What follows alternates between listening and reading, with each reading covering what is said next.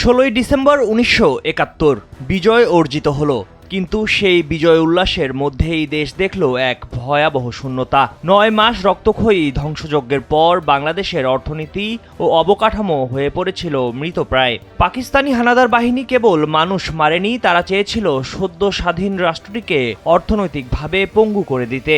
এটি ছিল এক পরিকল্পিত অর্থনৈতিক গণহত্যা। পাকিস্তানি বাহিনী 300টিরও বেশি রেল সেতু ও সড়ক সেতু ধ্বংস করে দেয়। দেশের প্রধান সমুদ্র বন্দর চট্টগ্রাম অচল হয়ে গিয়েছিল 29টি ডুবন্ত জাহাজে। তাছাড়া হানাদার বাহিনী বন্দরের চ্যানেলে মাইন পুঁতে গিয়েছিল।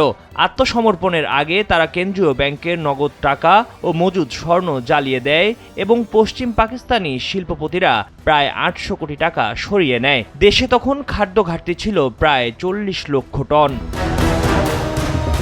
1972 সালের 12ই জানুয়ারি সরকার গঠনের মাত্র 1 বছরের মধ্যে দেশের প্রথম সংবিধান প্রণয়ন করা হয়, যেখানে গণতন্ত্র, সমাজতন্ত্র, ধর্মনিরপেক্ষতা ও জাতীয়তাবাদ এই 4টি মূলনীতি ঘোষণা করা হয়।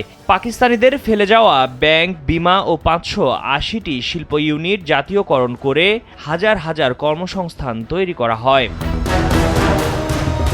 পুনর্গঠনে মনোযোগ ছিল সমাজের সবচেয়ে ক্ষতিগ্রস্তদের দিকে। গৃহহীনদের জন্য 3 কোটি টাকা বরাদ্দ দেওয়া হয় এবং 1972 সালের জুন মাসে 1,66,000 বাড়ি নির্মাণের পরিকল্পনা নেওয়া হয়। তাছাড়া কৃষকদের জন্য 25 বিঘা পর্যন্ত জমির খাজনা মওকুফ করা হয়। জাতিসংঘ থেকে 411 কোটি টাকা এবং ভারত সরকারের কাছ থেকে $250 মিলিয়ন সহযোগিতা পাওয়া যায়। 71-এর এই প্রশাসনিক বিজয় দেশের অস্তিত্ব টিকিয়েছিল।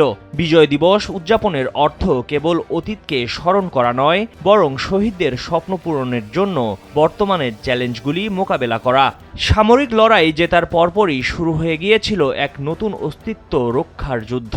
সরকার মাত্র 1 বছরের মধ্যে প্রশাসনিক কাঠামোকে এমনভাবে দাঁড় করিয়েছিল যা আন্তর্জাতিক মহলের প্রশংসা কুড়িয়েছিল।